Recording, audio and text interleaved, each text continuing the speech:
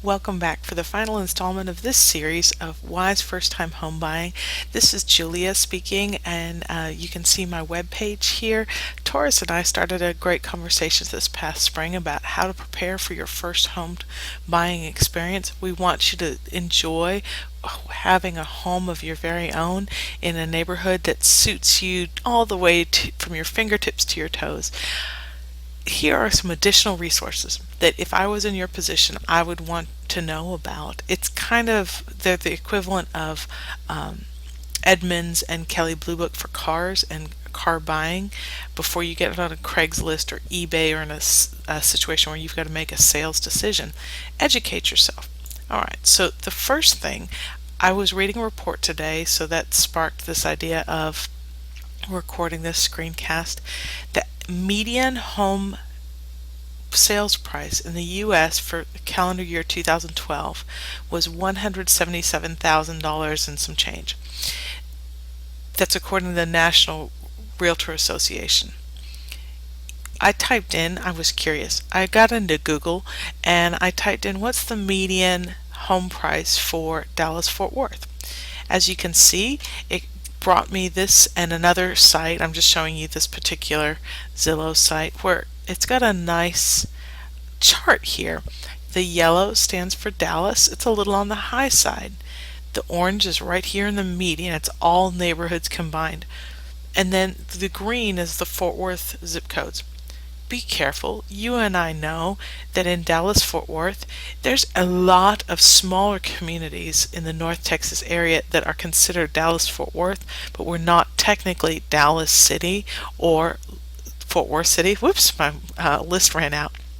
So you can get in here and you can see, okay, Melissa is up in terms of median home price. Mesquite is much lower. Whatever area you're looking in, this would be information that I would want to know. You can also sort by some different parameters here off on the left. Zillow is usually, if you put in Zillow.com, this is usually where I will recommend people go. If you're looking for, let's take the city of Irving. Looking for a home for sale, it's going to list homes for sale. It's picking out just this one part of Irving, and I can go for featured. I can just sort in a lot of different parameters. In some families, the number of bathrooms is going to be critical. For other families, square feet or households. You can also go back and click rentals. All right, you can sort rent from low to high. Lots of different options. A second site that I like to use is called Trulia.com, so Trulia.com.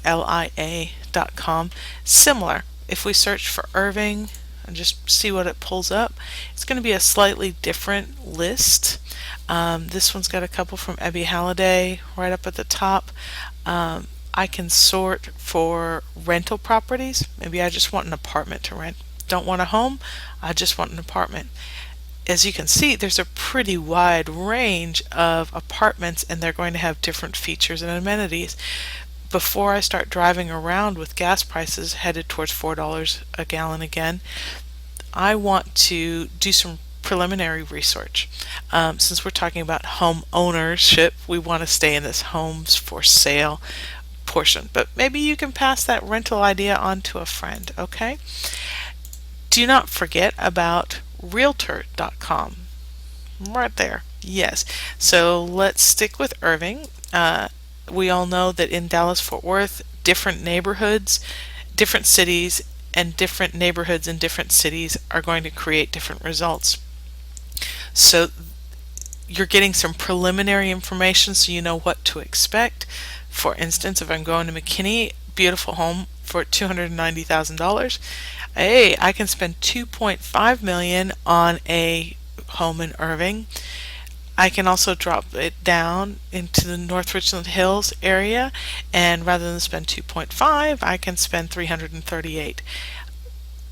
The world is wide open for us. Before I purchase something as drastic as a home, I'm going to get with a realtor. That's your key point. These are some online resources. Enjoy your search and let us know how